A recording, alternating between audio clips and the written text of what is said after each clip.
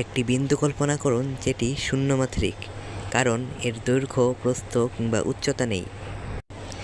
এখন একটি একমাত্রিক বস্তু অর্থাৎ সরলরেখার মধ্যে অসীম পরিমাণ বিন্দু এঁটে যাবে, কারণ বিন্দুর কোনো দৈর্ঘ্য নেই। ঠিক একইভাবে একটি দ্বিমাত্রিক চতুর্ভুজ কিংবা ত্রিভুজের মধ্যে অসীম পরিমাণ সরলরেখা এঁটে যাবে, অর্থাৎ একমাত্রিক বস্তু দ্বিমাত্রিক স্থানে কোনো জায়গা দখল করে না। ঠিক একইভাবে দ্বিমাত্রিক বস্তু ত্রিমাত্রিক স্থানে কোনো জায়গা দখল করবে না। ঠিক একইভাবে ত্রিমাত্রিক বস্তু চতুর্থ মাত্রায় কোনো জায়গা দখল করবে না।